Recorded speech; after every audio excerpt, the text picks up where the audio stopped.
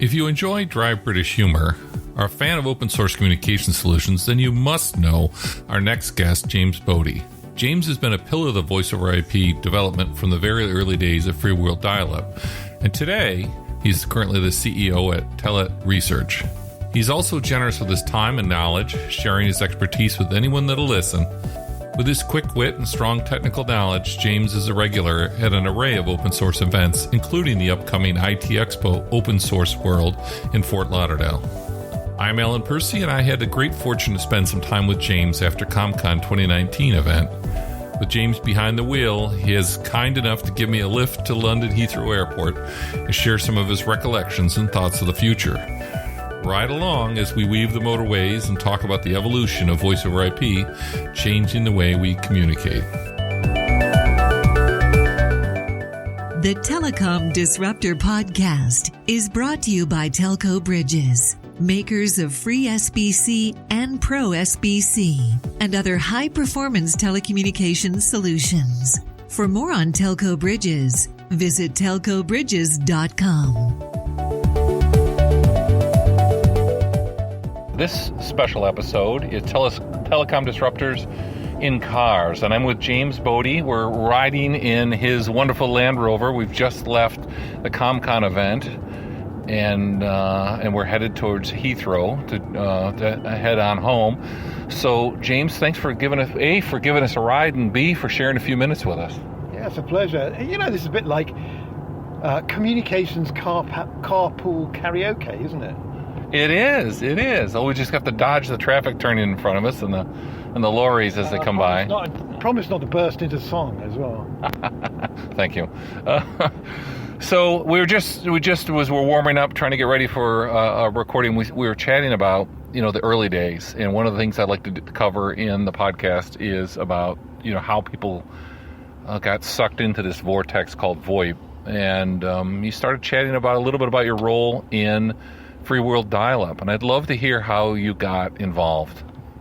Well, yeah, I was one of the early members of the free world dial-up community, and that was just so revolutionary in so many ways. I think free world dial-up was the first VoIP service that actually was built on open source components, and they were quite revolutionary in that they used this funny newish thing called Asterisk, but to make it scalable, they combined it with an even newer application called SIP Express Router, SER, SER. Yep, SER. And the problem in those days with Asterisk was that it was not stable over about 300 users, and when you tried to scale it, you'd hit the Asterisk wall. It's like running a marathon. You hit the wall and you collapse. Yep. A bit like that. Yep.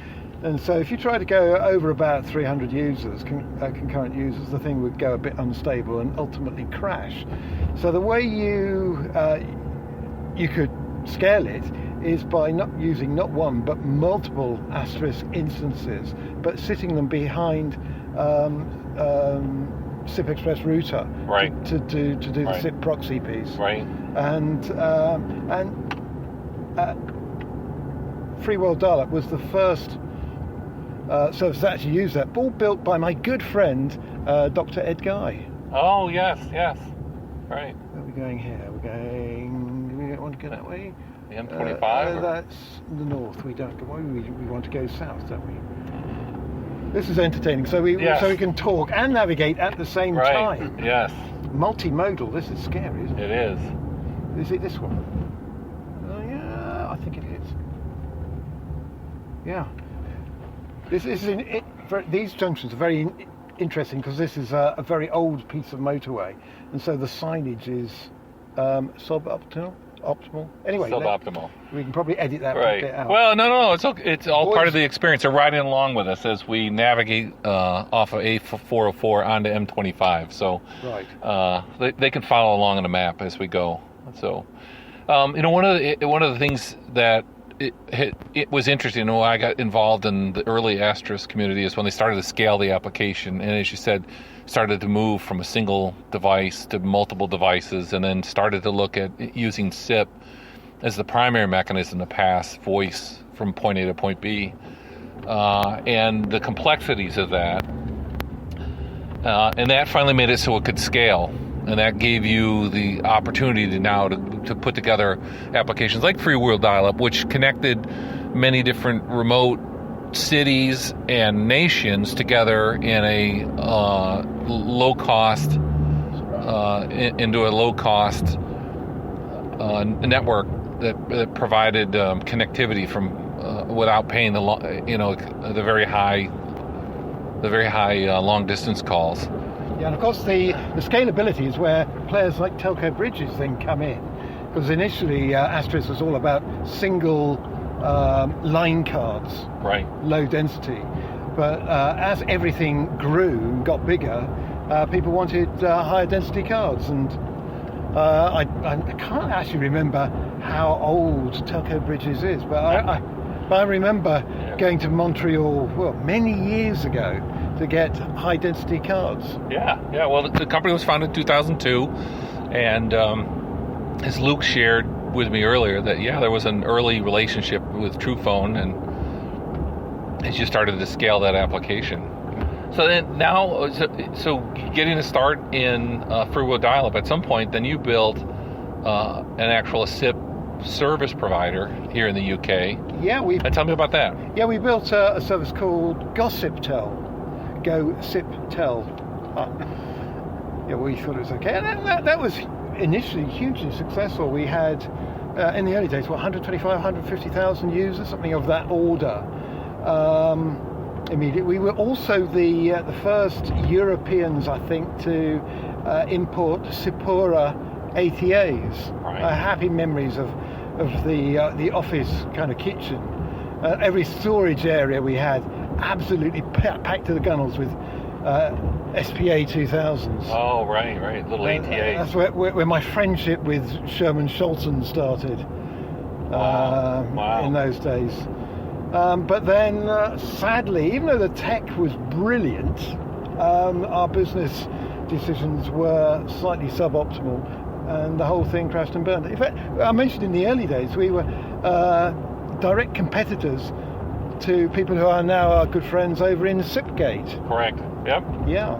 So we were at it tooth and nail for the UK market, but not anymore. Yep. So I left that and instead bumped into an individual called James Tagg. Do you know James Tagg? I don't know James Tagg. Tell me about him. Well, his initial claim to fame is that he and another gentleman actually invented the capacitive multi-touch LCD touchscreen. That's where he made his first fortune. Right, which is used in virtually all the tablets, all the touch indeed. Phones, and all the other devices. Yeah, and he ended up, in order to retain the title to that, he went through something like an 18-month patent battle in East Coast USA and won, and then settled out of court, and ended up a little bit better off. But I bumped into him in Stockholm, actually at a European Von show. Do you remember the Von shows? Oh, yeah. The Von show, yeah. How brilliant they were. Remember the Pulver parties? Yeah, the Pulver party was the must-do. Oh, it was just glorious. Anyway, I bumped into him there, and at the time he was trying to demonstrate first iteration of his mobile VoIP play. So it's over-the-top mobile VoIP play, and his back end wasn't working. And the conversation went, do you want me to fix that for you? And he said, I bet you can't. To which the answer was, I bet I can. And 5 minutes later, it's all working. Oh, that's great. So next week, I started working at TruePhone. And in those early days, there were 5 of us. All it took. When we started off. And today, I think, well, TruePhone's a little bit bigger, shall we say. Right. Well, that's interesting. So now let's just skip ahead. Obviously, we just finished up the CommCon event, and I'm just curious of the 2 days of sessions and the evening get-togethers. Was there anything that really specially stood out for you that you thought was particularly new, innovative, that really stood out?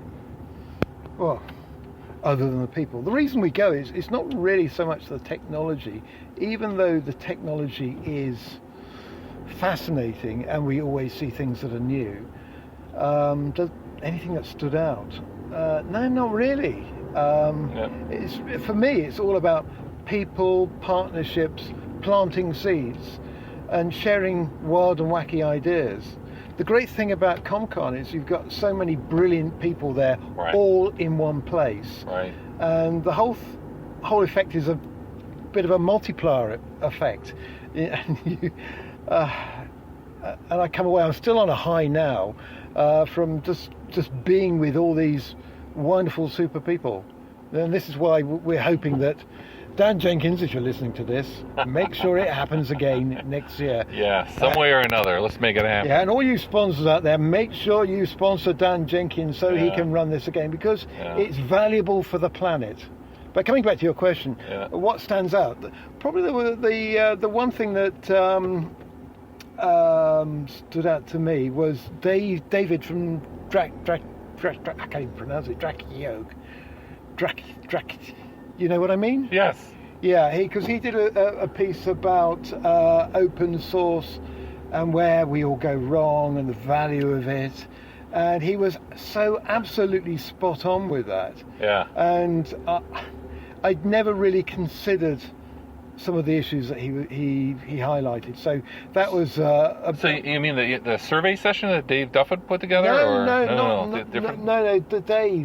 Dave, what's his name? Dave, the American who lives in we Wales. had breakfast with him. Oh, yes. He's gonna die when we stumble here and can't remember his name. Yeah. But I'll find it. I'll insert it here. I'll insert voice or insert name here. Yeah, my excuse is that I'm getting old and I've lost all my hair. So actually, for part of the conference you had hair, so.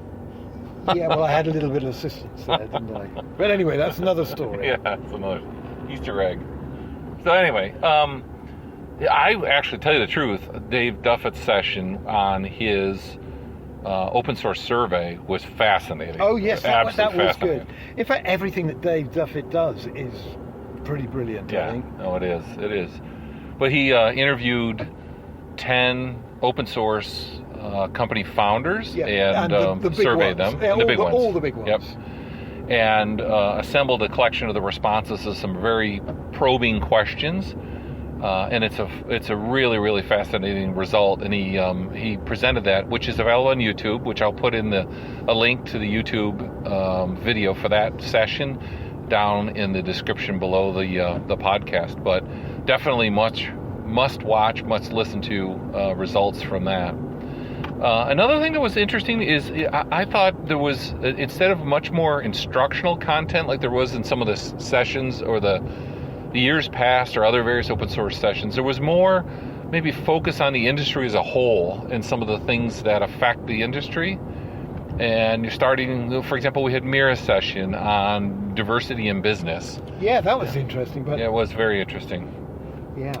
And sessions on MVNO, as the folks from SIPGate, explained the trials and tribulations of trying to become an MVNO. Which I thought was brilliant. It was really good. The distance that they've managed to come from a standing start is truly amazing, because anything in the mobile industry is difficult. I'll tell you that now. It's tortuous, and the fact that they've got as far as they have is astounding to me. True testament to their Germanic determination and drive.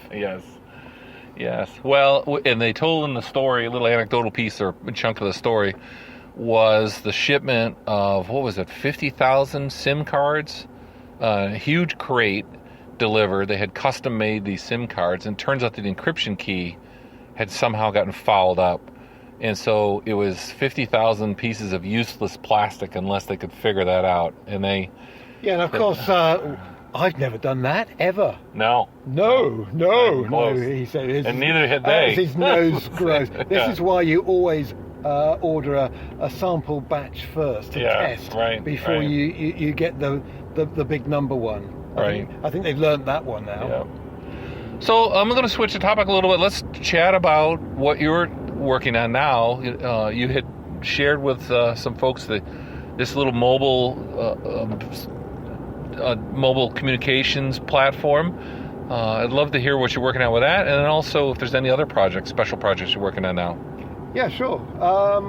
So I left Truphone about 2.5 years ago and took the R&D and innovation teams with me. And so we set up in Northern Ireland for lots of really good reasons with the intent of building mobile network core for anybody who wants to run their own 4G or 5G radio access network. And the reason we want to do that is because it's incredibly difficult to do all these back-end bits. If you're small, you just can't do it. Right. And at the same time, the time is right. Spectrum is opening up. Everything's blossoming like flowers coming to bloom. And all of a sudden, it's possible to get mobile radio spectrum. Whereas a year ago, it wasn't. You had to be a multi-million pound mobile network operator to get spectrum. Right. Today, not so. So I'm curious, what do you anticipate the use case being for the small mobile radio? Okay, in the first instance, we're looking at mobile not spots, and not spot is where there's absolutely no mobile coverage. So typically rural, okay, but not necessarily 100% of the time. So if you're in a not spot, it's because the mobile network operators haven't managed to fill in all little valleys and correct, remote towns. And the problem that they face now is that they've done all the ones that are commercially viable. Right. So what's left, they can't make money on. Got it. And so they're understandably a little bit reluctant to dish out the big bucks, which incidentally they don't have at this moment in time because the revenues are down a bit and right, they're faced with massive costs of rolling out 5G. So they're not really interested in filling these rural not spots. Okay. And they don't have a solution. So what we've tried to do is engineer a complete solution to do that. And I point out now that we don't do the radios, we don't do the backhaul bit, but we partnered with other people who do provide those component bits. Got it.